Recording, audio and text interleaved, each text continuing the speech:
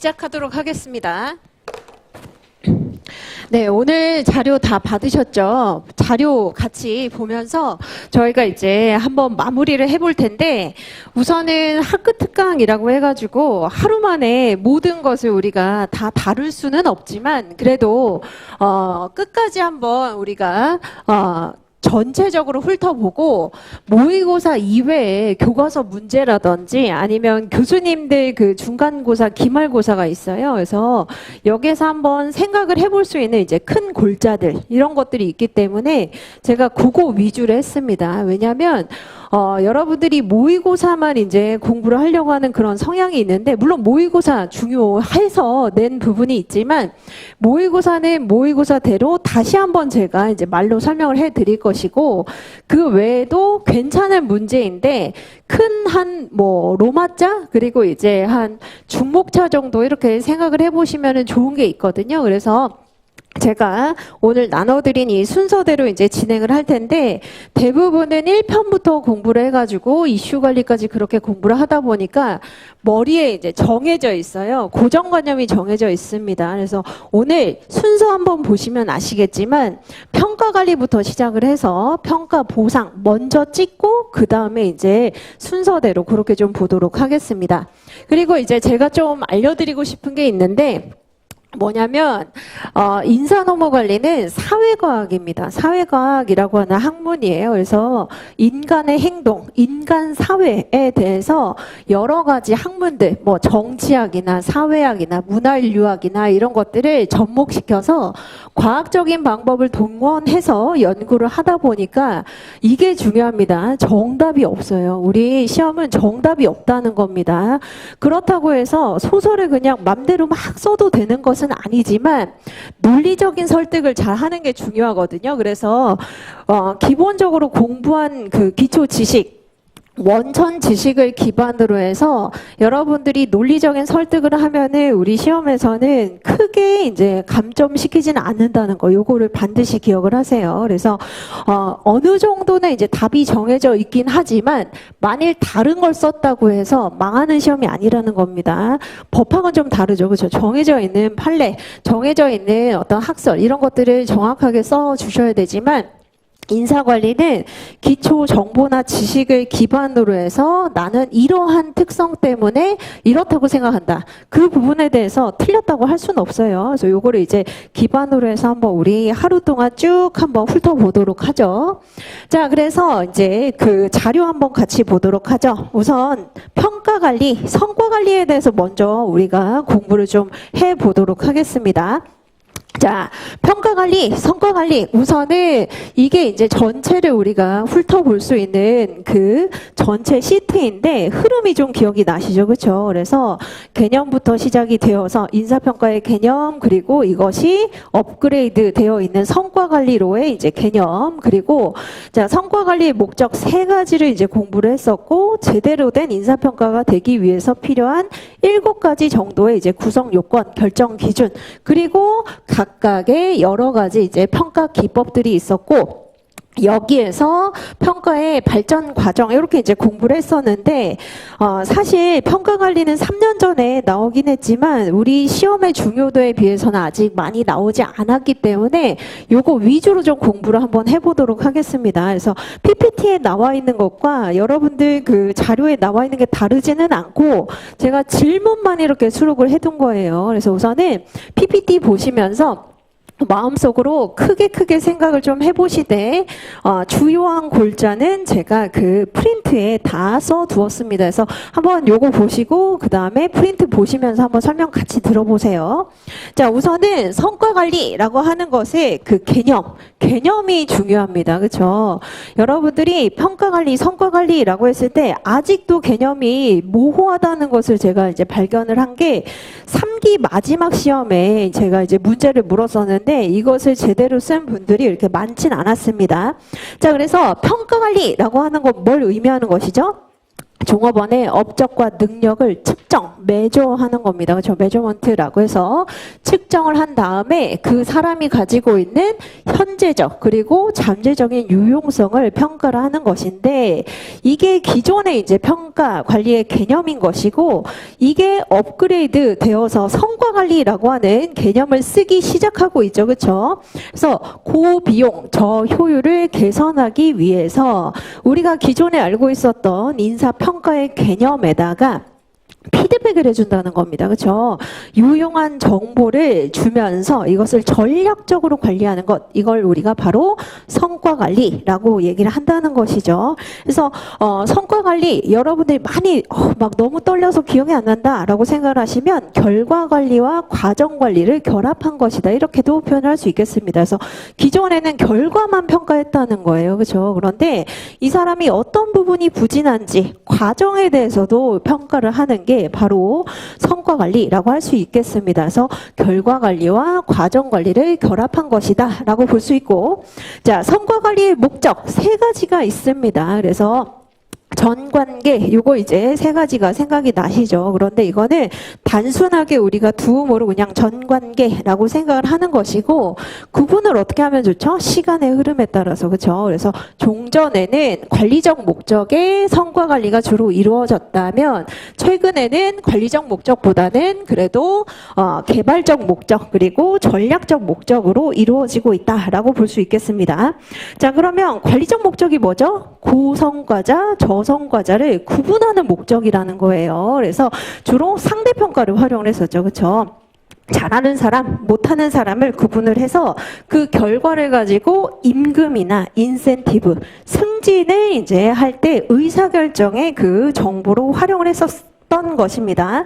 자, 그런데 전략적 목적과 개발적 목적이라고 했을 때 전략적 목적은 뭘 의미하는 것이냐? 전략이라고 하는 게 중장기적, 거시적인 이제 방향을 설정하는 거잖아요. 그렇죠? 그렇기 때문에 구성원의 행동이 조직의 목표와 어떻게 연계가 되는지를 알려주는 게 바로 전략적 목적입니다. 그래서 내가 이러한 행동을 했을 때 고객 만족도에 어떠한 영향을 미치는지를 알 수 있게 해주는 것, 이런 것들이 전략적 목적이죠. 자, 그리고 개발적 목적이라고 하는 것은 직무 담당자에게 요구되는 역량이 분명히 있는데 역량에서 부족한 부분을 알 수 있게 해준다는 겁니다. 그렇죠? 강점과 약점을 파악할 수 있게 하고 좀 더 이제 능력을 개발하는데 주안점을 둔 게 바로 개발적 목적이다. 이렇게 볼 수 있겠어요. 그래서 성과 관리의 목적, 전관계이긴 하지만 많이 문제에서 나오게 되면 어떻게 해주는 게 좋다? 시간의 흐름에 따라서 이런 식으로 구성력을 발휘해 주는 것이 좋다는 의미입니다. 자, 그 다음에 제대로 된 성과 관리가 되려면이라고 물어봤죠. 그래서 우리 책에서는 7가지가 있긴 합니다. 그래서 타신수실 전구민이 있는데, 자, 요거 미련하게 다 쓰지 마시고 우선은 4가지가 기본이죠. 그렇죠? 타신수실이라고 하는 게 4가지가 기본이지만, 자, 여기에서 여러분들이 조금 더 이제 그 기질을 발휘를 해보시면 우선은 전략적 수렴성이라고 하는 것이 가장 이제 상위에 있는 중요한 부분이죠. 그렇죠? 그래서 거시적인 목적에서 구성원 행동과 조직의 목표를 연결시켜주는 거, 이게 이제 첫 번째 목적이라고 할 수 있고, 나머지 이제 타신수실이라고 하는 4가지를 우리가 훑어볼 수 있을 겁니다. 근데 이것도 마찬가지, 약간 순서를 틀어서 타신수실로 얘기하기보다 신타수실로 얘기해주는 게 좋죠. 왜죠? 신뢰성이 확보가 되어야 그 다음에 이제 타당성이 제대로 우리가 검증 가능할 수 있기 때문에, 즉 전제 조건이기 때문에 신뢰성부터 얘기를 해주겠다, 이렇게 설명을 하는 겁니다. 자, 그래서 신뢰성이 높다라고 하는 건 뭘 의미하는 것이죠? 평가 항목이 변동성이 낮고 정확하게 일관성 있게 측정돼야 된다는 것을 의미를 하는 겁니다. 그렇죠? 그래서 일관성이 있고 안정성이 있어야 된다. 자, 그러면 여기에서 하나 더 우리가 생각을 해봅시다. 신뢰성이 높아지려면 어떻게 우리가 평가를 해야 되는 것이죠? 절대평가뿐만 아니라 상대평가를 혼용해서 상황에 맞게, 그죠? 활용도에 맞게 해야 변동성이 없이 그렇게 활용을 할 수 있을 겁니다. 그래서 절대평가와 상대평가를 상황에 맞게 혼용해야 된다. 이렇게 알 수 있고, 신뢰성 관련해서 가장 문제가 되는 게 뭐냐면 오류입니다. 그렇죠? 신뢰성 관련해서 자, 첫인상 효과라든지 후광 효과 이런 것들 나타나잖아요. 그래서 오류를 낮춰야 되는데 오류 낮추려면 뭐가 필요하다? 고과자 교육이 필요합니다. 그래서 Rate Error Training이라고 하는 RET 요것을 이제 확보해 주면 제대로 된 성과 관리가 될 확률이 높다라고 생각할 수 있겠죠. 자, 그다음에 두 번째로 타당성입니다. 자, 타당성이라고 하는 것은 직무 성과와의 관련성을 의미하는 것이죠. 그렇죠? 그래서 자, 관련성이 높다라고 하는 건 뭘 의미하는 거냐면 목적에 맞는 평가를 해야 된다는 겁니다. 우리가 3기 5회차 시험 때 승진에 있어서 자, 그 평가 내용이 무엇이 되어야 한다? 승진이라고 하는 것은 업적뿐만 아니라 적성과 그 사람의 앞으로의 능력까지 이제 고려해야 된다는 것이죠. 그런데 대부분은 업적만 가지고 승진을 시키기 때문에 타당성이 낮다라고 볼 수 있겠습니다. 그래서 한마디로 목적별로 맞는 평가를 해야 된다. 이렇게 볼 수 있겠습니다. 자, 그다음에 수용성입니다. 수용성이라고 하는 것은 적법해야 되고 정말 공정해야 되고 활용 목적에 동의를 할 수 있어야 된다는 것을 의미합니다. 그렇죠? 그래서 대부분 여러분들이 수용성은 그냥 납득성이라고만 표현하는데 그게 아니라 세 가지가 의미가 되어 있는 거예요. 그래서 적법하고 필요하고 공정하고 그리고 그 결과의 활용 목적에 동의할 수 있어야 된다는 것이죠. 자, 이렇게 하려면 어떻게 해야 되죠? 근로자 대표, 노조 대표를 참여시켜야 될 겁니다. 그렇죠? 그래서 이렇게 함으로써 수용성을 확보할 수 있을 것이다. 자, 그다음에 네 번째 실용성입니다. 실용성은 자, 실시하는데 어려움이 없고 자료 수집이 너무 어려우면 안 된다는 것이죠. 그렇죠? 그래서 경제성과도 관련이 있는 것입니다. 자, 그렇다면 쉽게 이해를 할 수 있으면서도 식별을 할 수 있으면서도 성과 차이가 분명히 이제 나타날 수 있는 그런 지표들을 활용을 해야 된다는 것이죠. 그렇죠? 그래서 이런 것들이 갖춰져야 제대로 된 성과 관리가 될 수 있다라고 보시면 되겠습니다. 그래서 타신수실 전구민 중에 이제 마음속에 전략적 수렴성이 1순위 그리고 나머지 신타수실 요게 이제 우리가 활용을 해볼 수 있는 나머지 네 가지 그래서 총 5가지 정도 이렇게 알아두시면 좋습니다. 그래서 너무 고정관념 가지지 마세요.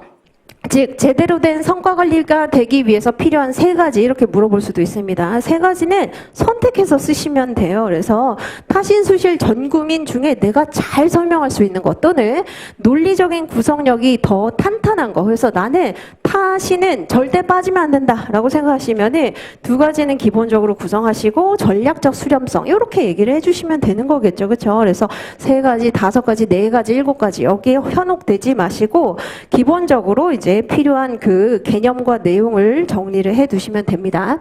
자, 그 다음에 3번째. 자, 과거의 평가와 현대적 평가가 무엇이 다른가라고 물어볼 수 있는데, 자, 이거 마찬가지. 지금 성과 관리의 목적에서 끌고 내려올 수 있겠죠. 그렇죠?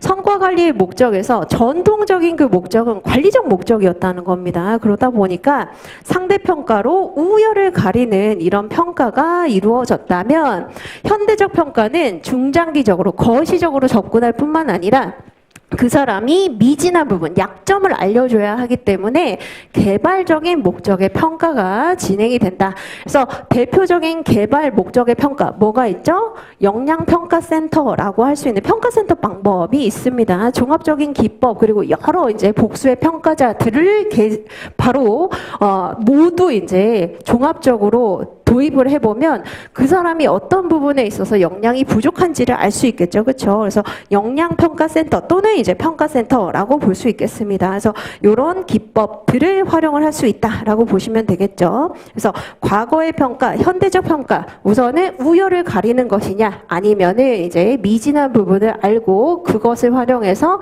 조직에 기여할 수 있도록 만드는 것이냐 이렇게 생각을 하시면 되고 구체적인 기법으로는 상대평가냐 아니면 평가센터법이냐 이렇게 보시면 되겠습니다.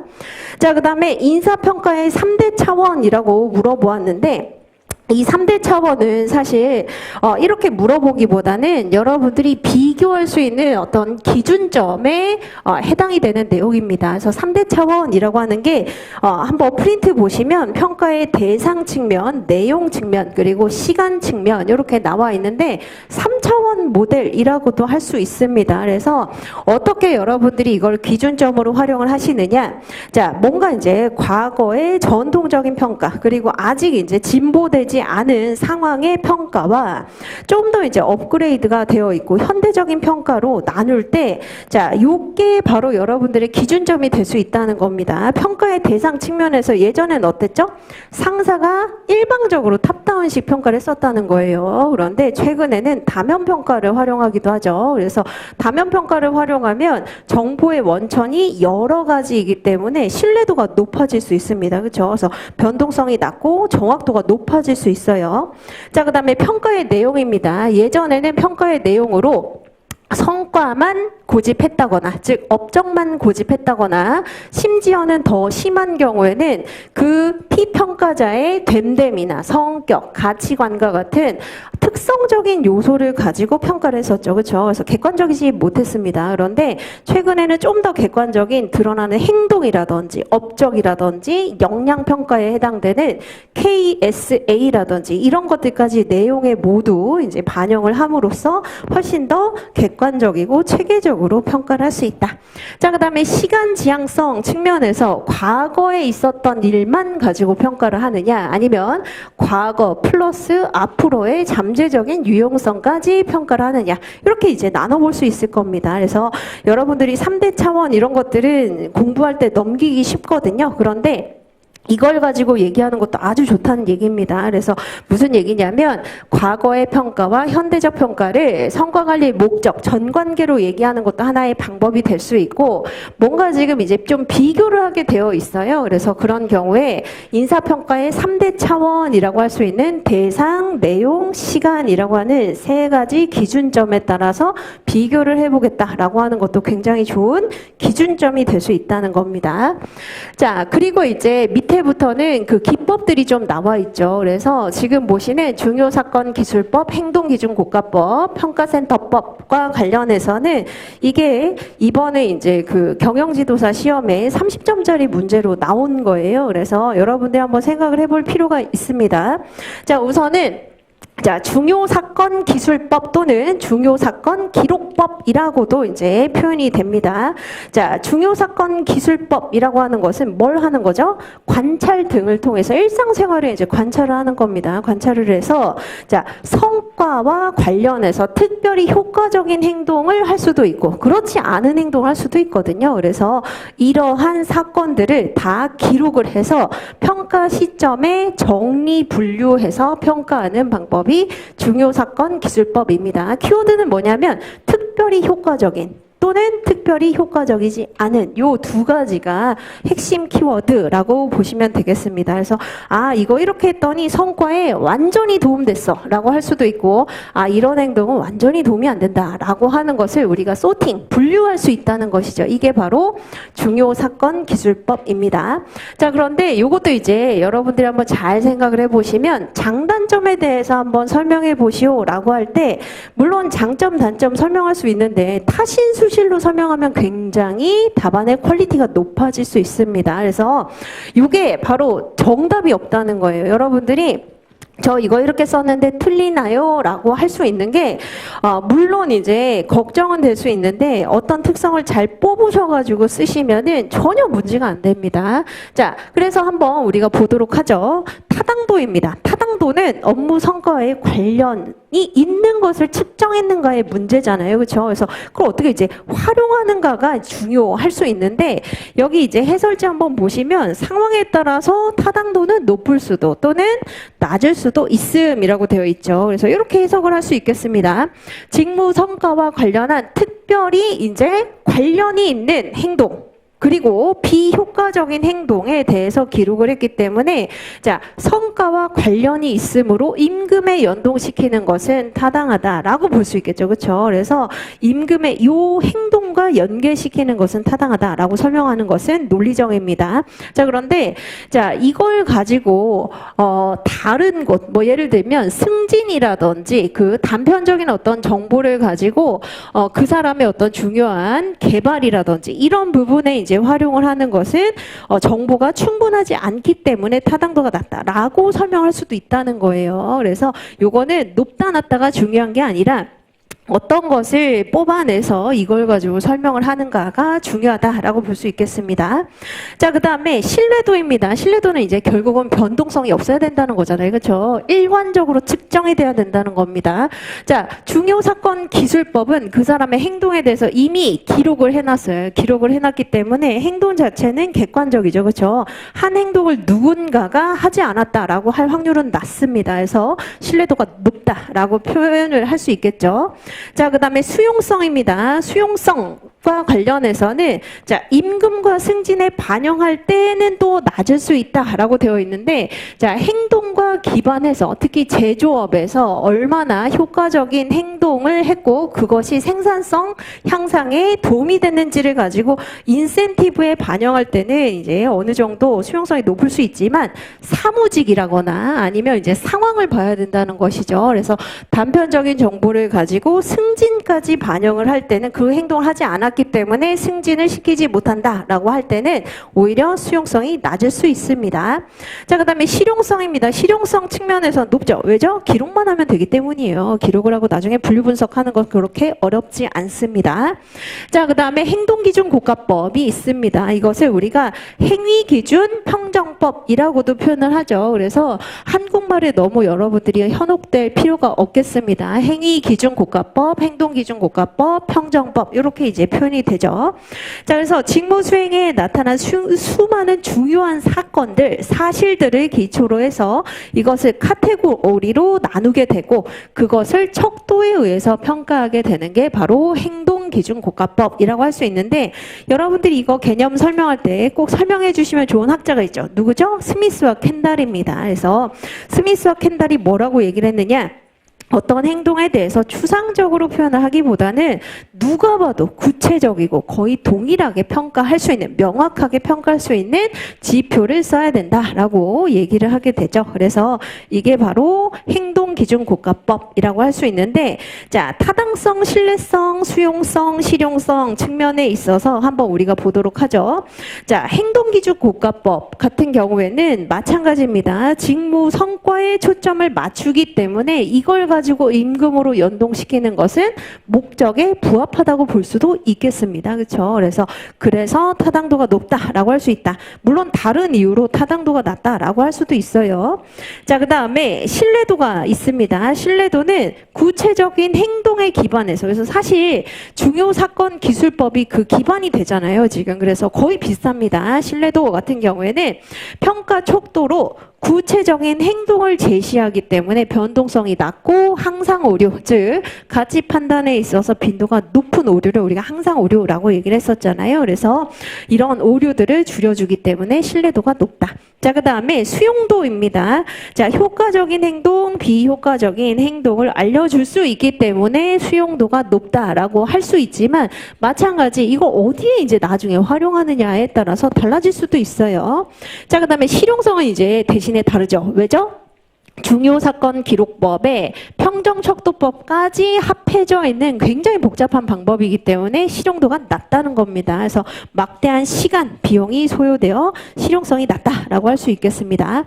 자, 그래서 바스 같은 경우에는 잘 알아두실 필요가 있는 게 최근에 기출이 많이 되고 있습니다. 교수님들 중간 기말고사에서 바스의 개념 그리고 바스의 특징 쓰라고 하면 타신수실로 쓰시면 돼요. 또는 장단점을 써라 라고 라고 하면 장단점에 쓰시면 되는데 이 특징이나 그 장단점이 같이 반복만 안 되면 됩니다. 그래서 특징에도 타신수시 쓰고 장단점에도 타신수시 이렇게만 안 쓰면 된다는 거예요. 그래서 타신수시를 장단점에 쓸지 아니면 특징에 쓸지 둘 중 하나만 물어볼 수도 있거든요. 그래서 그렇게 구성을 해주시면 훨씬 더 좋긴 합니다. 그리고 바스의 그 절차 있잖아요. 개발 절차 요것도 물어볼 수 있습니다. 그래서 요거는 잘 정리를 해두시기 바래요. 그래서 우선은 첫 번째 단계가 뭐였었죠? 개발위원회. 이게 굉장히 복잡하기 때문에 실무진들이 하기가 어렵습니다. 그래서 전문가들을 초청해서 개발위원회를 구성한다.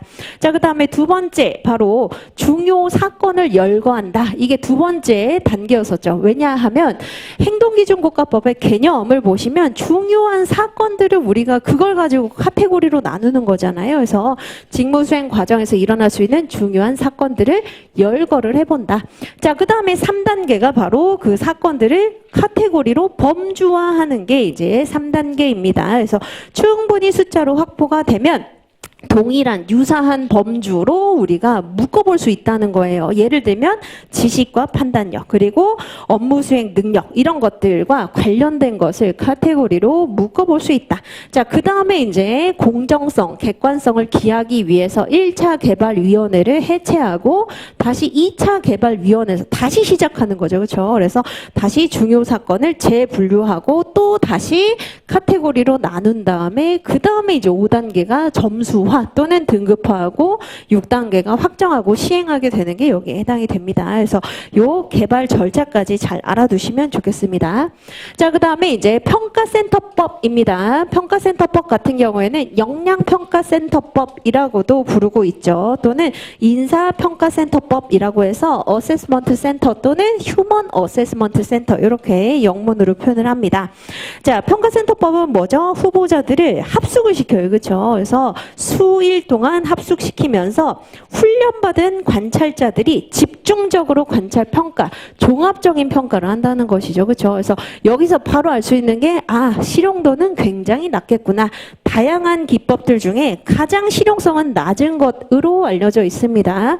자, 그리고 이제 타당도, 신뢰도, 수용성 한번 보도록 할까요? 타당도 측면에 있어서 특히 승진을 시킬 때 평가센터법이 굉장히 우월할 수 있습니다. 왜?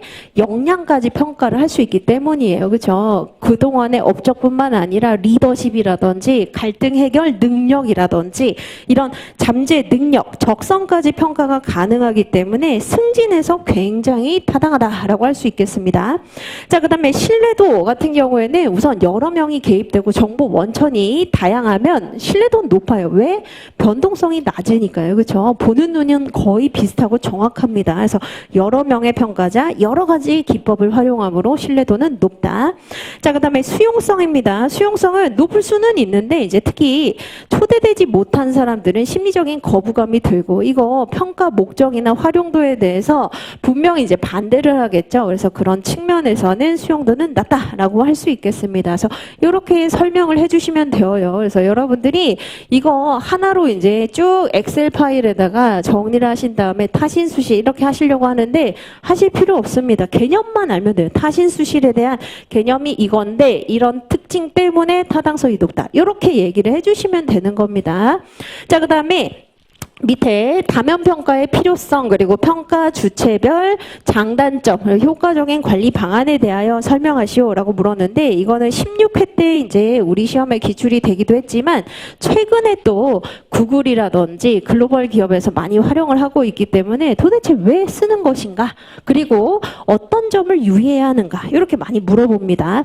자, 그래서 다면평가는 360도 피드백이라고 생각을 하시면 되겠죠. 그렇죠? 그래서 예전에는 탑다운 방식으로 일방적으로 평가를 했었는데 평가 결과가 객관적이고 공정하지 않고 신뢰도도 떨어지죠. 그렇죠? 그래서 이런 측면에서 이제 필요해지기도 했고 그리고 조직 구조가 최근에는 플랫화되고 있습니다. 그렇죠? 그래서 한 사람의 관리자가 관리하게 되는 하급자들이 굉장히 여러 명이 되기 때문에 정보가 부족해요. 그렇죠? 그래서 혼자서 관찰 평가하기 어렵다라고 보시면 되겠습니다. 자, 그래서 이제 그 어떤 어떤 장단점이 있는지 한번 생각을 해보시면 우선은 상사평가입니다. 전통적인 방법이죠. 실시하기가 용이하고 이미 정당한 권한이 부여되어 있기 때문에 루틴하게 평가를 할 수 있지만 항상 문제가 뭐냐면 오류가 발생할 수 있다는 거예요. 그렇죠? 그 오류가 바로 특성적인 부분에 평가를 하기 때문입니다. 성격이나 가치관이나 됨됨이를 가지고 평가하게 된다. 또는 조직 정치도 여기에 개입이 될 수 있죠. 자, 그다음에 부하 평가입니다. 부하는 뭘 평가하기 좋죠? 리더십 평가입니다. 리더십은 영향력 평가라고 생각하시면 돼요. 얼마나 좋은 영향력, 지도력을 가지고 있는지를 가장 면밀하게 잘 알 수 있는 게 부하다. 자, 하지만 부하가 상사의 직무 내용을 100% 알고 있지는 못합니다. 그래서 직무 내용에 대한 이해도가 부족하다.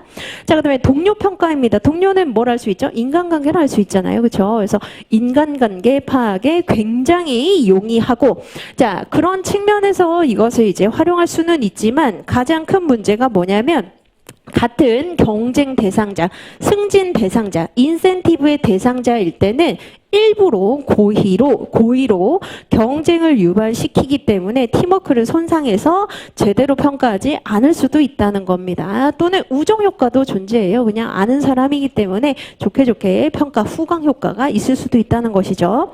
자, 그다음에 고객 평가입니다. 가장 객관적이죠. 그렇죠? 이해관계가 없기 때문에 객관적이긴 하지만 고객이 반드시 그 직무 내용을 정확하게 알고 있지는 못합니다. 그렇죠? 그래서 그 부분에 대해서도 이제 문제가 되고 고객 평가를 가지고 임금이나 승진에 반영한다.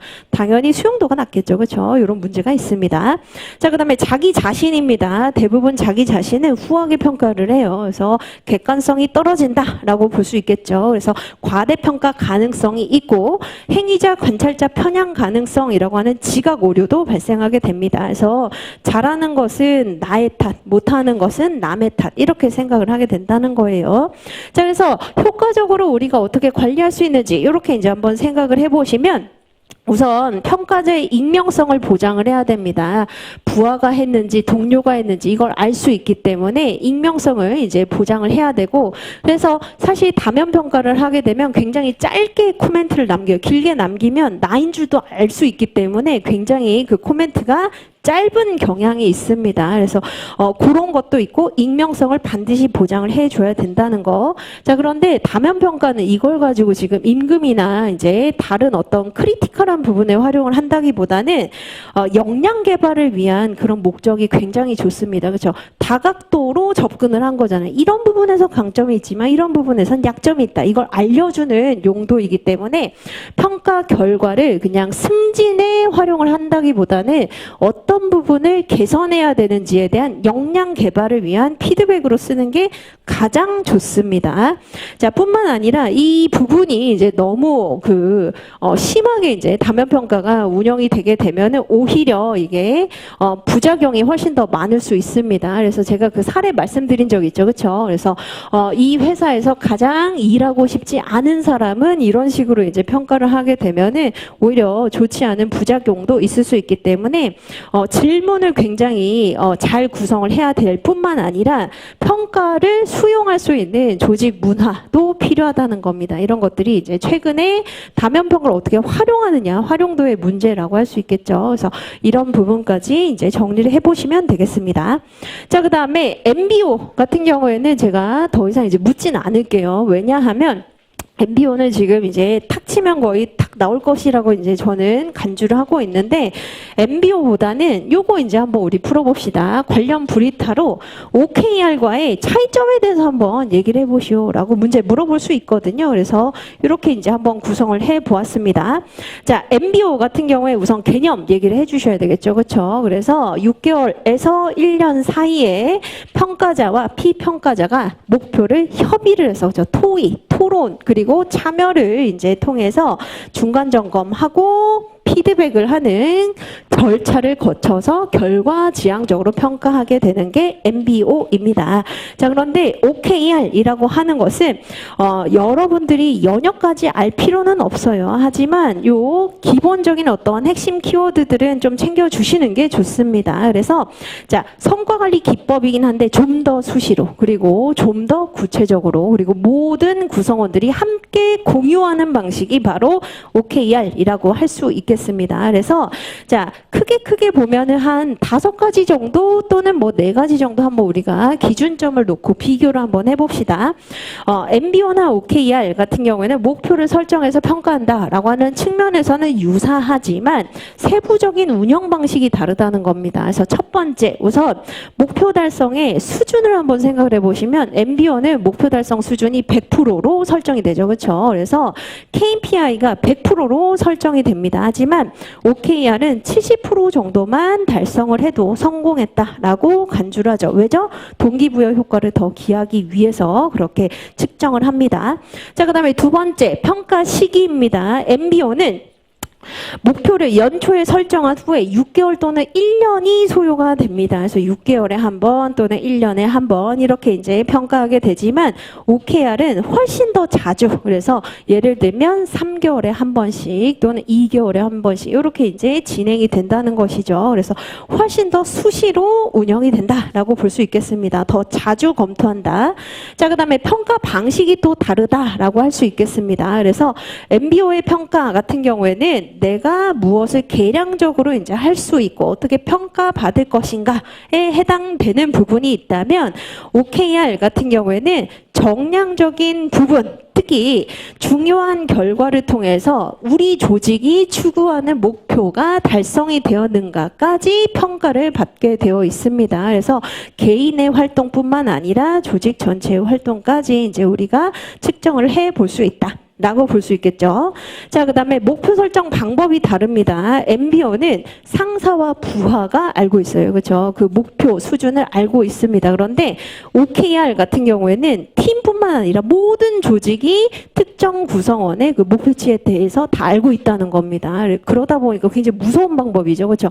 지나가는 어떤 사람이 나의 목표에 대해서 모두 알고 있다는 거예요. 그래서 이런 것들이 이제 다르다라고 볼 수 있겠습니다. 그래서 그런 측면에서 운영의 묘미를 잘 살리지 않으면 오히려 구성원을 더 촘촘하게 관리하는 방식이 될 수 있는 게 OKR이겠죠. 그렇죠? 그래서 이거는 지금 아직은 이제 실증 연구가 많이 되어 있진 않아요. 그래서 MBO를 기본으로 알아두시고 OKR이 좀 더 촘촘하고 구체적으로 더 수시로 그리고 동기부여 효과를 기할 수 있는 방법이라고는 하지만 운영의 묘미를 살리지 않으면 오히려 통제 방식이 될 수 있다. 이렇게 정리하시면 되겠습니다.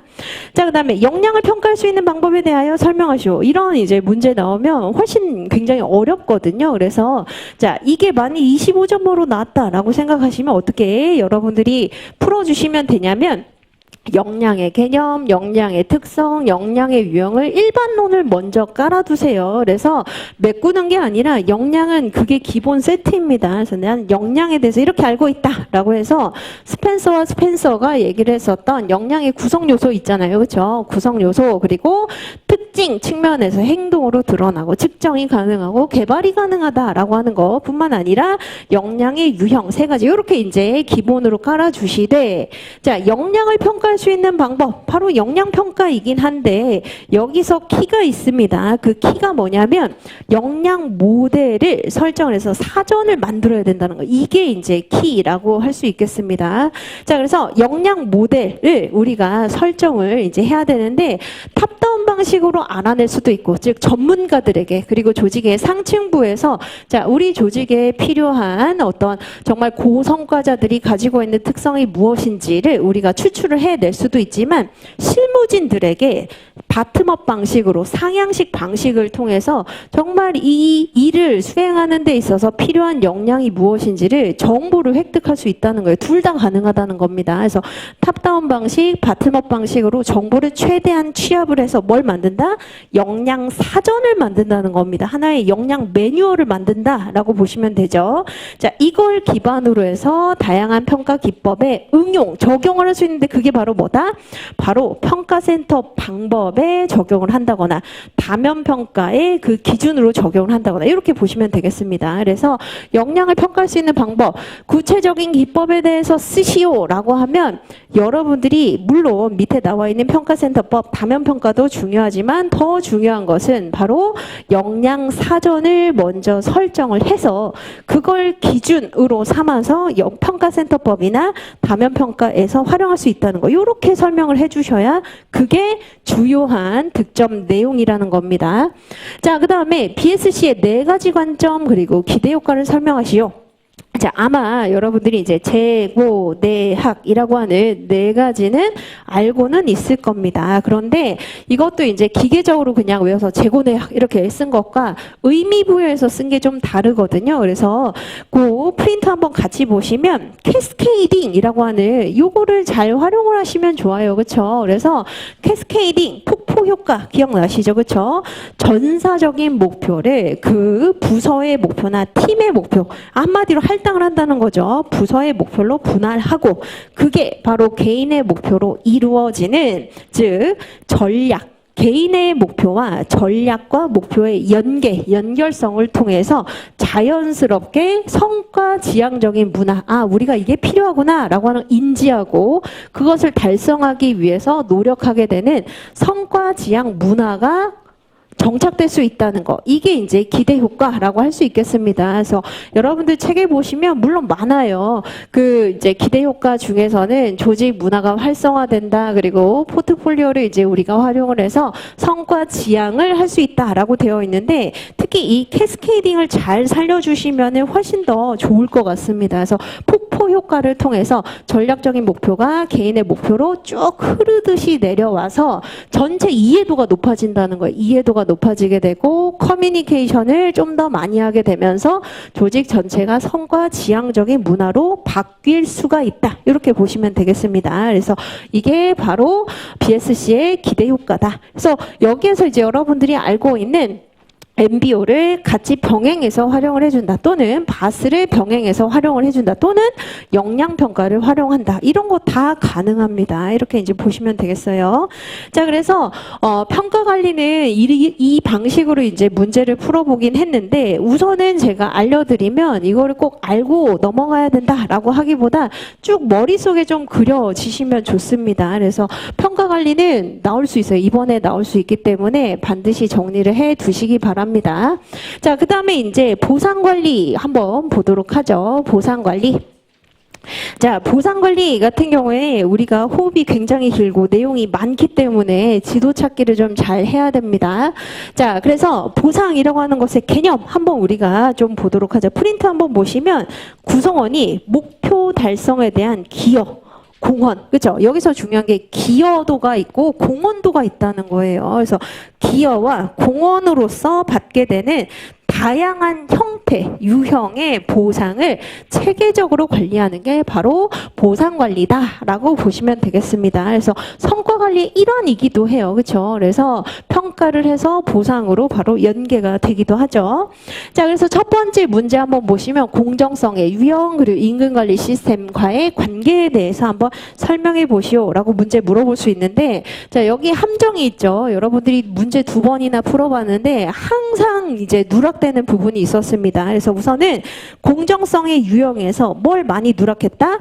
배분적 공정성에서 바로 대외적 공정성, 대내적 공정성까지는 쓸 수는 있는데 외부, 내부, 개인 이거 이제 누락하고 지나가는 경우 굉장히 많았었습니다. 그래서 여기 공정성의 유형에서 요거까지 다 짚어주셔야 되는 거예요. 배분 공정성의 유형, 세부 유형을 반드시 얘기를 해주셔야 된다.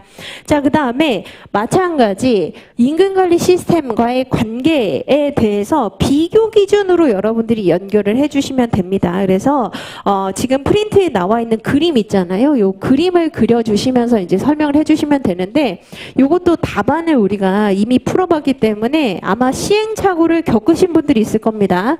공정성 유형 중에 이 그림을 답안지에 다 그리려고 하면은 뛰쳐나와요. 지금 이제 그림이 다 들어갈 수가 없기 때문에 지면에서 뭘 삭제를 하시면 된다? 배분 공정성이나 절차 공정성 그대로 놔두시고 대외적, 대내적을 날리시면 됩니다. 대신에 배분 공정성이 외부, 내부, 개인 이렇게 이제 바로 들어가시면 된다는 얘기죠. 그래서 이렇게 설명을 해 주시면 되겠습니다. 그래서 하나씩 이제 한번 보도록 하죠. 자, 배분 공정성이라고 하는 것은 뭘 의미하는 거죠? 성과 배분의 크기, 사이즈의 공정성, 페어를 의미를 합니다. 그래서 얼마나 페어하게 그 성과 배분의 크기가 적정하게 주어졌는지를 의미하는 것이죠. 자, 이게 바로 외부, 내부, 개인으로 나누어진다. 자, 외부적 공정성은 뭘 의미하는 거죠? 종업원들이 받고 있는 임금 수준이, 그래서 이제 임금 수준으로 연결이 되는데 타 기업, 즉 동종 유사 기업의 임금 수준과 비교해서 정당한가를 지각하는 게 바로 외부적 공정성입니다. 그래서 예시 아시죠? 그렇죠? 한국타이어의 인사팀장이 금호타이어의 인사팀장이나 피렐리 타이어의 인사팀장과의 임금 수준과 비교하게 되는 게 여기에 해당이 된다. 자, 그다음에 내부적 공정성입니다. 내부적 공정성은 같은 해당 기업, 그죠? 동종 기업 안에 종업원들 간의 임금의 격차, 차이가 공정한 거와 관련이 되는 게 바로 내부적 공정성입니다. 그렇죠? 그래서 이때 이제 바로 연결되는 게 직무의 가치에 따라서 다른 임금을 받아야 정당하다는 거예요. 자, 그다음에 개인적 공정성입니다. 개인적 공정성 뭐죠? 동일한 기업에서 동일한 직무를 수행하고 있음에도 불구하고 차이가 나는 몇 가지 요소들이 있을 수 있습니다. 그게 바로 연공, 직능, 그리고 성과가 여기에 해당이 될 수 있는 것이죠. 근속연수가 다르고 그 직무 수행 능력이 다르고 성과가 다를 수 있잖아요. 그렇죠? 그래서 요 세 가지에 따라서 격차가 나야 정당하다라고 지각하는 게 바로 개인적 공정성이다. 자, 그래서 이 부분 중에 바로 임금 체계 관리로 연결이 되는 게 있는데 임금 체계는 특히 우리나라에서 어떻게 개념 정의를 하고 있죠? 기본급을 어떤 격차, 어떤 기준으로 나누는 게 정당한가를 의미를 합니다. 그래서 기본급이기 때문에 바로 직무급 그리고 연공급, 직능급으로 나누어지는 것이고, 자, 기본급을 100%로 성과로 채울 수는 없어요. 그렇기 때문에 여기 실선이 아닌 점선으로 되어 있는 것이죠. 그렇죠? 그래서 미국 같은 경우에는 우리나라처럼 구분하고 있지 않아서 임금 체계 관리 안에 직무급, 연공급, 직능급, 성과급이 다 포함이 되지만 우리나라는 성과급을 제외하고 임금 체계는 세 가지가 여기에 해당이 된다라고 보시면 되겠습니다. 그래서 결국 기본급의 임금 격차가 바로 임금 체계 관리다라고 보시면 되죠. 자, 그다음에 임금 형태 관리입니다. 형태 관리라고 하는 건 뭘 의미하는 거죠? 계산, 지급 방법을 의미하는 겁니다. 경제학적 마인드로 접근을 하는 거예요. 그래서 임금을 어떤 형태로 계산하고 지급하는 게 정당한가를 바로 임금 형태 관리라고 보게 된다. 그래서 수준, 체계, 형태, 이것을 임금 관리 시스템의 3대 축이라고 하는 것이죠. 그런데 만일 교수님이 자, 이 부분에 대해서 3대 축이 아니라 임금 관리 시스템의 2대 축이 있다. 바로 수준 관리와 체계 관리다. 이렇게 이제 물어볼 수도 있습니다. 그러면 임금 형태 관리를 체계 관리 안에 넣어서 설명을 해주시면 됩니다. 미국식으로 이제 공부하시는 교수님의 경우에는 체계 관리 안에 형태 관리가 포함이 되어 있다. 이렇게 이제 보는 경향도 있죠. 그래서 이렇게 이제 보시면 되겠다. 자, 그래서 여기에서 이제 배분 공정성까지 끝난 것이고, 절차 공정성이라고 하는 건 뭘 의미하는 것이죠? 자, 임금이 결정되는 그 과정에 있어서 얼마나 보이스, 한마디로 발언 기회를 주었고 수정할 수 있는 기회를 주었고 그 정보에 대해서 얼마나 이제 참여할 수 있는 기회를 주었는가에 해당되는 게 바로 절차 공정성이 있습니다. 그래서 티보아 워커의 연구에서 시작이 되어서 바로 레벤탈이 얘기를 했었던 절차 공정성 확보를 위한 규칙 6가지 있었었죠. 그렇죠? 이렇게 이제 공부를 했었습니다.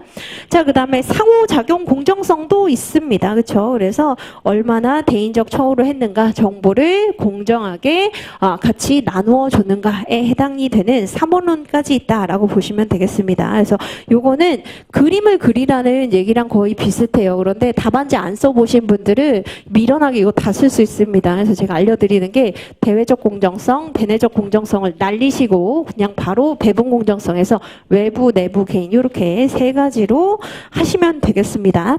자, 그 다음에 이제 두 번째 문제 한번 볼까요? 성과주의 인적 자원 관리를 위해서 활용할 수 있는 보상 제도를 설명하시오. 이런 거 여러분들이 의외로 못 풀더라고요. 그래서 성과주의라고 하는 게 뭐죠? 모든 인사 관리 방식 자체의 그 중점을 성과에 기본을 두고 기준을 두고 이제 운영을 해 나가는 패러다임이 바로 성과주의 인적 자원 관리죠. 그렇죠? 그래서 성과를 극대화하기 위해서는 어떻게 해야 된다? 결국 동기부여 시켜야 되잖아요. 그렇죠? 한마디로 성과주의 인적 자원 관리를 위해 활용할 수 있는 보상 제도라고 하는 것은 동기부여를 시킬 수 있는 보상 제도를 쓰시오라고 하는 말과 거의 유사합니다. 그래서 한번 생각을 해 보시면 자, 우선은 보상 파트에서 우리가 어떻게 이제 공부를 했었느냐, 직접 보상인 임금 그리고 간접 보상인 복리후생 이렇게 이제 볼 수 있고, 임금 측면에서는 기본급과 변동급 이렇게 나눌 수 있잖아요. 그렇죠? 기본급이 고정급입니다. 그래서 동기부여 시키기 위해서는 기본급인 즉 고정급보다는 변동급의 비중을 더 늘리는 게 동기부여에 도움이 될 수 있겠죠.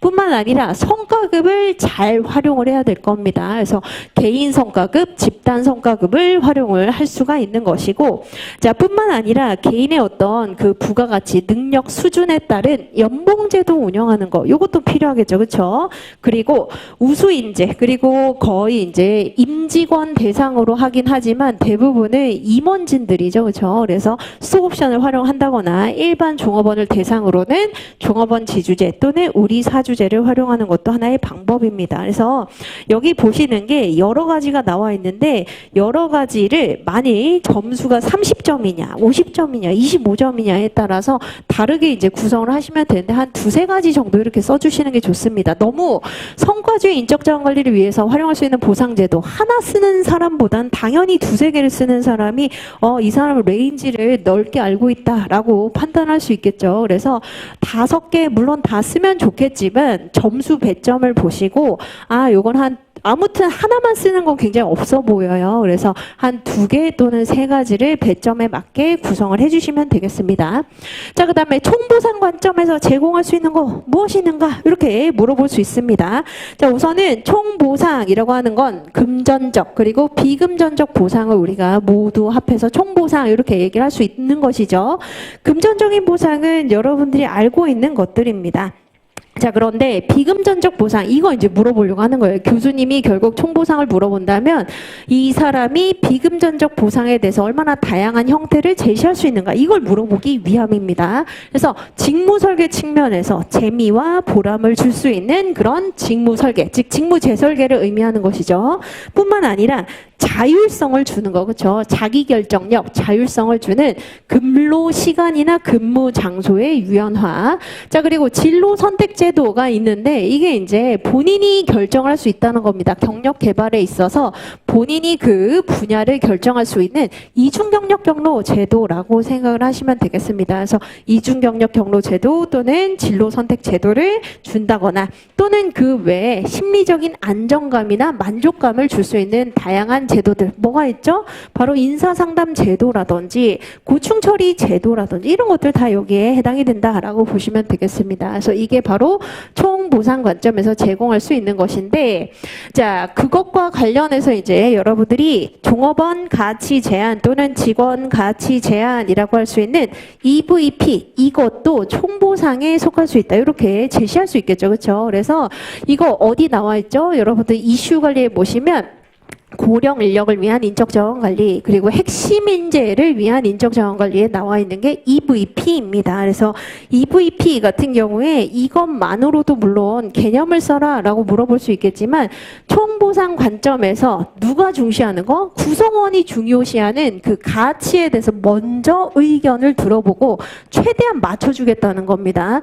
금전적인 게 더 중요한 건지 아니면 비금전적인 요소가 더 중요한 건지, 사람마다 가치가 다르기 때문에 그 부분을 최대한 의견을 수렴을 해서 그 비중을 맞춰주겠다라고 하는 게 직원 가치 제한이죠. 그렇죠? 그래서 직원 가치 제한 측면에서 우리가 접근을 해볼 수 있고, 자, 이게 이제 최근에 연구 논문에 따르면 3C라고 하는 요 제도로 구성이 되어 있다라고 할 수 있겠습니다. 커리어, 그리고 컬처, 그리고 컴펜세이션이라고 나와 있죠. 그렇죠? 그래서 커리어라고 하는 게 경력, 경로를 본인이 이제 선택한다는 거예요. 자기 결정력이 여기에 해당이 된다라고 보시면 되고, 자, 문화라고 하는 것은 아무래도 경직적인 문화보다는 좀 더 수평적인 문화를 얘기하는 것이죠. 자유로운 문화, 수평적인 문화, 그리고 창의성이나 진취성을 이제 어느 정도 수용할 수 있는 그런 문화. 자, 그리고 컴펜세이션이라고 하는 게 이제 나름의 보상입니다. 그렇죠? 그래서 우리가 알고 있는 임금이라든지 복리후생이라든지 이런 것들이 여기에 해당이 된다라고 보시면 되는데, 자, 총보상을 여러분들이 그냥 직접적으로 총보상 이렇게 외우시기보다 결국 지금 보신 거 어디에 활용할 수 있죠? 바로 핵심 인재를 위한 보상관리 제도에서 활용할 수 있는 게 여기에 해당이 됩니다. 그렇죠? 핵심 인재 또는 고령 인재 또는 우수 인재, 자, 다 여기에 해당이 되는 것이죠. 그렇죠? 돈이 다가 아니라는 거예요. 그래서 금전적인 보상뿐만 아니라 비금전적인 자기 결정력, 경력 이런 부분까지 고려해 보는 게 필요하다. 이렇게 제시해 주시면 좋겠습니다. 자, 그 다음에 임금 수준을 결정할 때 집의 임률을 파악하기 위해서 임금 조사를 하게 되는데, 만약 임금 조사의 과정은 이라고 이제 물어본다면 사실 이거는 굉장히 실무에 가까운 내용이죠. 그렇죠? 그래서 여러분들 임금 조사를 어떻게 한다는 거야? 라고 생각할 수 있는데, 한번 여기에서 이건 외우지 마시고 그냥 한번 쭉 보세요. 자, 첫 번째, 우선 아무 직종이나 아무 산업이나 할 수는 없겠죠. 그렇죠? 그렇기 때문에 자, 쌍괄호 1번에 나와 있는 게 관련 노동시장의 레인지를 이제 결정을 해야 됩니다. 그래서 동종, 유사 업계를 알아봐야 될 거 아니에요. 그렇죠? 그래서 어느 정도 이제 레인지를 좁힌다는 겁니다. 그래서 관련 노동시장, 관련 산업이라든지 관련 직종이라든지 관련 분야라든지 레인지를 규정해서 좁힌다라고 보시면 되겠습니다. 자, 그 중에서도 자, 쌍괄호 2번을 보시면 조사 대상 기업체를 선정한다라고 나와 있습니다. 규모가 다 다르잖아요. 그렇기 때문에 어느 정도 규모가 유사한 기업을 추려서 우리가 벤치마킹 할 수 있을 겁니다. 그래서 조사 대상 기업체의 선정이라고 하는 건 규모적인 측면이다. 자, 그 다음에 규모를 봤다면 이제 쌍괄호 3번이 조사 대상 직무를 선정을 하는 겁니다. 인사 직무, 기획 직무인지, 채용 직무인지, 평가 직무인지 이런 것들을 우리가 좀 더 좁히게 되는 것이죠. 그렇죠? 그래서 직무를 선정한다. 그런데 이제 이게 문제가 된다는 것이죠. 우리나라에서는 직무라고 하는 개념이 모호할 뿐만 아니라 서구처럼 이제 직무 분석이나 평가를 하지 않기 때문에 여기에서부터 이제 굉장히 모호해지는 경우가 많습니다. 그래서 우선 이건 미국 기준이죠. 그렇죠? 그래서 미국 기준에서 직무를 선정한다. 자, 그 다음에 수집할 정보의 내용을 결정한다라고 나와 있죠. 그렇죠? 그래서 그게 바로 기본급은 어떻게, 변동급은 어떤 비중이나 가중치로 주는지, 어떤 수당을 주는지 이런 것들을 파악을 해 본다는 겁니다. 그리고 자료 수집 기법들을 이제 선정한다라고 나와 있습니다. 그래서 자료 수집 기법을 정성적으로 접근할 거냐, 아니면 그러니까 뭐 인터뷰나 에세이 형식으로 이제 우리가 접근할 것이냐, 아니면 정량적인 통계 방식으로 접근할 것이냐, 이렇게 나눠본다라고 보시면 되겠습니다. 그래서 레인지를 점점 좁혀서 결국 이제 벤치마킹하는 요 과정인데 우리나라에서 주로 이제 활용하고 있지는 않아요. 자, 그 다음에 이제 우리나라 임금 체계 문제점과 개편 방향이라고 나와 있는데 이게 이번 해에 행시 문제에서 나온 게 바로 이 문제이죠. 그렇죠? 그래서 우리나라 임금 체계 결국 연공제를 의미를 하는 겁니다. 연공주의, 연공제를 대부분의 기업에서 지금 쓰고 있는데, 자, 여러 가지 이제 문제점들이 중첩되어서 겹치고 있어요. 그게 뭐죠? 프린트에 나와 있죠. 인구 고령화라든지 구성원들의 가치관이 변화해서 어차피 우리는 정년 보장이 안 된다. 그리고 종신 고용 해줄 수 없다라고 하는 이런 가치관 변화뿐만 아니라 정보통신 기술이 변화되면 어떻게 되죠? 정보가 모두 동일하게 공유된다는 겁니다. 그래서 동종 유사업체에서 얼마를 받는지 공정성을 바로 지각하게 된다는 것이죠. 뿐만 아니라 글로벌 경쟁, 즉 우리나라 기업에서만 일을 하고 있는 게 아니라 자, 우수한 인재 같은 경우에는 글로벌 기업으로도 진출할 수 있기 때문에 인재가 아예 이제 유출이 될 수 있다는 거. 자, 이런 것들이 이제 많은 트리거 역할을 하는데 결국 연공급 임금 체계를 쓰게 되면서 가장 큰 문제가 뭐죠? 공정성이 저해된다는 겁니다. 그래서 우리나라 임금 체계, 즉 연공급을 많이 쓰고 있지만 가장 큰 문제점은 공정성 저해이기 때문에 개편 방향으로 이제 권고 또는 제시하는 것이 직무급, 직능급, 역량급 이런 것들이 있는데 무조건 가야 된다 이게 아니라 적합한 상황에 따라서 가야 된다. 이렇게 우리가 보는 게 좋죠. 그렇죠? 그래서 직무급이 가장 지금 정부나 아니면 국가에서 권고하는 방향이긴 하지만 직무급은 문화적인 풍토가 우리와 맞지가 않잖아요. 그렇기 때문에 과도기적인 직능급이라거나 아니면 역량급이라거나 이렇게 이제 나아갈 수 있는데 역량급은 실무적으로 잘 쓸 수가 없습니다. 그래서 역량급을 쓰기보다는 직능급을 과도기적으로 얘기를 해주시는 게 훨씬 더 흐름상 논리적으로 설득이 잘 될 거예요. 자, 그 다음에 요거 한번 보세요. 여러분들이 이런 문제를 직접 만날 수가 있습니다. 조직의 성장 단계를 5단계로 한번 나눠봤을 때 각각의 임금 전략에 대하여 설명하시오 라고 문제가 나왔다고 봅시다. 자, 그러면 이제 머릿속에서 뭐가 생각이 나냐면 조직의 성장 단계 5단계? 5단계는 배운 적이 없는데 이런 생각이 들죠. 그렇죠? 그러면 자, 뭘 우리가 생각을 해내야 되느냐? 성장 단계에서 가장 유사하게 공부한 게 무엇이 있는지 한번 생각을 해보세요. 그게 바로 지금 이제 보신 자 4단계까지는 공부한 적은 있긴 합니다. 그렇죠? 그래서 도입기, 성장기, 성숙기, 쇠퇴기 4단계는 공부한 적은 있는데 5단계는 없다는 얘기예요. 그래서 자, 이런 경우에 당황하지 마시고 어느 정도 이제 너무 배타적으로 1, 2, 3, 4단계로 구분을 하시기보다는 어느 정도 교집합이 있다라고 간주하고 설명을 해주시는 게 좋습니다. 그래서 예를 들면 이런 방식이라는 거예요. 제가 이제 써놨는데 자, 1단계는 똑같을 겁니다. 창업 단계죠. 그렇죠? 창업 단계. 조직의 규모가 굉장히 적고 중요한 것은 제품이나 서비스의 어떤 참신함, 창의성 이게 중요한 단계죠. 이때 중요한 건 생존입니다. 그렇죠? 그래서 1단계에 있어서는 창의성에 의한 생산, 마케팅 이런 경영에 초점을 두는 단계다. 자, 그러다 보니까 처음에는 임금 전략 어떻게 해야 되는 것이죠? 충분히 자본이 있는 경우에는 괜찮겠지만 대부분의 벤처기업은 그렇지 않습니다. 그래서 처음에는 동행 전략 또는 추종 전략을 활용을 하되 나중에 스톡옵션이라든지 종업원 지주제라든지 이런 것들을 약속할 수 있겠죠. 그렇죠? 그래서 나중에 스톡옵션, 종업원 지주제를 약속을 하면서 처음에는 추종 전략이나 동행 전략을 구사한다라고 보시면 되겠습니다.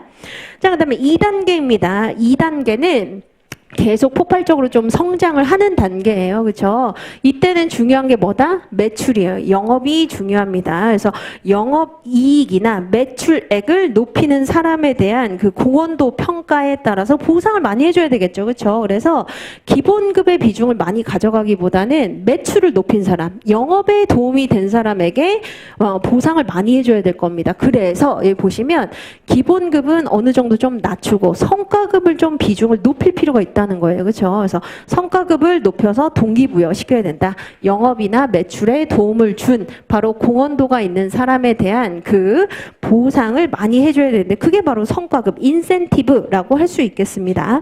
자, 그 다음에 3단계입니다. 규모가 점점 더 커지게 되겠죠. 그렇죠? 그래서 분권화가 됩니다. 그래서 부서도 세분화되고 일들도 다 구체화된다는 거예요. 누가 무슨 일을 해야 될 것인지가 위계 계층도 더 세분화되고 해야 될 일도 굉장히 구체적으로 쪼개어지기 때문에 종업원들의 동기부여를 위해서는 이제 뭐가 필요하다? 자, 맡은 바 일을 잘 해내면 동기부여 측면에서 보상을 주겠다라고 하는 개인별 보너스를 중시하는 것도 괜찮다는 겁니다. 그래서 모든 이제 위계 계층 그리고 부서별 그리고 직무별 해야 될 일들이 다 전문화되기 때문에 그 일을 성공적으로 해내게 됐다면 개인별 보너스를 주는 게 타당하다라고 볼 수 있겠죠.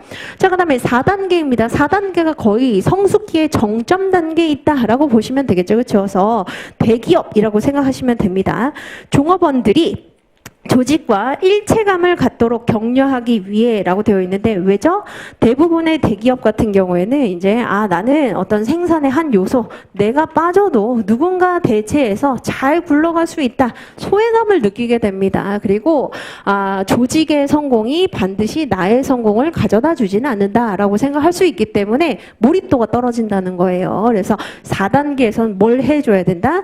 몰입도, 일체감을 갖도록 격려하기 위해서 자, 처음에 이제 도입기에서 약속했었던 스톡옵션제 또는 종업원 지주제, 우리 노사 공동 의식을 가지자라고 하는 측면에서 바로 스톡옵션제나 이제 전사적 차원의 이윤분배제도 같이 이제 성과의 과실을 나눠 가지자라고 하는 이런 제도를 활용할 필요가 있다라고 보시면 되겠습니다. 자, 그다음에 쇠퇴기라고 보시면 돼요. 5단계는 거의 쇠퇴기죠, 그렇죠? 그래서 개인 상호 간의 협력을 강조하면서도 결국은 이제 비용 통제를 해야 되잖아요. 그렇죠? 그래서 비용 통제를 하고 완전히 이제 창의적인 혁신 활동을 도모하지 않으면 완전히 쇠퇴할 수 있기 때문에 이때는 좀 더 이제 조직을 재정비하는 단계라고 보시면 되겠습니다. 그래서 혁신, 변화를 도모한 사람에게는 어느 정도 이제 보상을 주지만 뭘 한다? 자, 비금전적인 보상으로 이제 좀 더 총보상 관점에서 접근을 할 필요가 있다. 이렇게 보시면 되겠습니다. 그래서 1단계에서 5단계로 나눠볼 수도 있지만 심지어 어떤 교수님은 6단계로 나누어서 설명해봐라 라고 할 수도 있습니다. 그래서 괜히 겁먹지 마세요. 그래서 이런 경우에는 도성숙쇠에 해당이 되는 4가지 단계에서 이렇겠구나, 어느 정도 매출이 중요하겠구나, 그 다음에는 경쟁력이 중요하겠구나, 그리고 이제 쇠퇴기에는 비용 통제이기 때문에 이런 컨셉을 어느 정도 가지고 가시면서 설명을 해주시면 되겠습니다. 자, 그 다음에 법정 복리후생에 대하여 설명하시오 라고 물었는데 이게 이제 경영지도사 시험에 나온 거죠. 근데 의외로 저한테 이거 많이 물어보시더라고요. 법정 복리후생이 뭐가 있나요? 이렇게 많이 물어보시는데 4대 보험이 있습니다. 4대 보험 지원료가 있죠. 그렇죠? 그래서 4대 보험 뭐가 있죠? 의료보험, 연금보험, 고용보험, 산재보험, 보험료 지원이 있습니다. 물론 교수님이 보험료 요율에 대해서 명확하게 몇 프로인지 써라라고 하지는 않습니다. 그래서 보험료 지원이라고 해주시면 되고 기본적인 취지를 얘기를 해주시면 돼요. 그리고 퇴직금 제도가 있어요. 그렇죠? 그래서 퇴직금 제도를 운영하고 있지만 우리 배웠잖아요. 그렇죠? 기업의 도산 가능성 그리고 연봉제를 이상하게 운영을 하면서 위험 요소가 있었고 선진국의 3층 체계를 참고를 해볼 때 이 퇴직금 제도를 지금은 퇴직연금 제도, 그죠? DB형, DC형, IRP로 이전해라 라고 하는 권유가 있다라고 얘기를 해주시면 되겠죠. 자, 그리고 유급휴일 휴가 제도가 있습니다. 이게 이제 법정 복리후생이라고 보시면 되겠어요. 자, 그 다음에 이제 복리후생의 관리 방안이라고 물어볼 수 있는데 이게 이제 여러분들 책에 마지막에 정말 보기 싫게 나와 있는 그 부분이라고 보시면 되겠습니다. 그래서 결국 인사관리자로서 한마디로 복리후생 담당자로서 어떻게 관리를 해야 되는가를 우리가 살펴볼 수 있는데 자, 복리후생과 관련해 가지고 여러분들이 우선 많이 진짜 문제가 이렇게 나왔다라고 하면 쓸 수 있는 이론이 없을까 한번 고민을 해볼 필요가 있습니다. 자, 복리후생과 관련해서 여러분들이 쓸 수 있는 이론이 있는데 그게 바로 허츠버그의 2요인 이론입니다. 왜죠? 자, 동기요인, 위생요인으로 나눌 수가 있는 것이고 자, 동기요인은 개인의 성장, 발전 이런 것들을 이제 지원하는 것이고 위생요인 같은 경우에는 그게 없으면 불만족이지만 있다고 해서 엄청 만족하지는 않잖아요. 그래서 여기 보시는 우리가 알고 있는 일반적인 복리후생 같은 경우에 복리후생이 있다고 해서 엄청 만족하지는 않을 수 있습니다. 하지만 없으면 불만족할 수 있기 때문에 그런 측면에서 관리가 필요하다. 이렇게 얘기할 수 있겠죠. 그래서 여기 우선 보시면 복리후생의 그 내용에 대해서 인사팀장도 모르고 있다는 거예요. 자기 복리후생이 무엇인지 모르고 있다. 그래서 그 내용에 대해서 어떻게 해야 된다? 매뉴얼이나 책자를 만들어서 대대적으로 홍보할 필요가 있고 이것을 이제 활용하는 매체도 필요하다는 겁니다. 뭘? 바로 EHRM을 활용을 할 필요가 있다라고 보시면 되겠죠. 자, 그 다음에 이제 중요한 건 비용입니다. 그래서 객출을 해야 되는지 아니면 기업에서 많이 지원, 제공을 해주는지 이런 것들이 문제가 문제가 되겠죠. 그렇죠? 그래서 연간 총 비용을 산정, 계상을 해보고 인당 비용, 그리고 임금과의 비율, 그리고 이제 객출할지 아니면 지원을 받을지 이런 것들을 고려해 봐야 된다라고 보시면 되고, 자, 중요한 게 또 뭐냐? 원하는 복리후생을 줘야지 원하지 않는 복리후생 주면 아무 필요가 없습니다. 그래서 부름의 기대 이론에서 유인가라고 하는 거 있었잖아요. 그렇죠? 밸런스 요거 생각해 보시면 원하는 보상을 줘야 된다는 거예요. 원하는 복리후생. 그래서 복리후생 뭘 원하는지에 대한 그 조사가 필요할 것이다. 바로 이제 뭐 설문지라든지 면접 통해서 알아볼 수 있겠죠. 그렇죠? 그래서 종업원의 참여라고 보시면 되겠습니다. 그리고 나서 제대로 이게 운영이 된 것인지를 한번 평가를 해볼 수 있는데, 이게 바로 비용 비교 분석이라든지 직무 행동 분석이 있을 수 있는데, 직무 행동 분석은 복리후생을 제공했다고 해서 바로 뭔가 행동이 달라지는 게 아니라 시간 지체 현상이 있습니다. 타임 레그 현상이 있기 때문에 이런 것들을 고려를 해보고, 그리고 공정성 측면에서 아까 우리가 봤었던 대외적, 대내적, 개인적 공정성이 있는지를 한번 분석해 볼 필요가 있다. 이렇게 보시면 되겠습니다. 이건 다 쓰실 필요는 없고 흐름을 생각을 해보시면 되는 내용이겠어요. 그래서 이렇게 보시면 되겠습니다. 그래서 여러분들이 오늘 이제 오셔가지고 야, 보상관리 나는 이거 당연히 다 풀 수 있을 줄 알았는데 이런 것들은 어떻게 접근하지? 라고 하는 문제들이 있을 겁니다. 그래서 외우려고 하지는 마시고 큰 골자, 대목차, 중목차 요 정도는 쓸 수 있겠다. 이렇게 보시면 되겠습니다. 자, 그래서 저희는 이제 15분 쉬고 1편부터 이제 보도록 하죠.